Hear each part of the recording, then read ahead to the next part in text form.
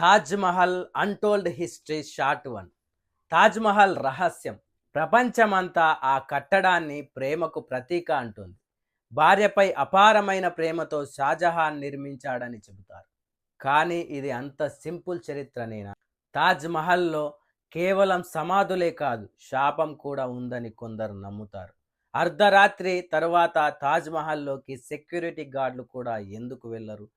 లోపల ఉన్న గదులు వందల ఏళ్లుగా ఎందుకు మూసివేయబడి ఉన్నాయి?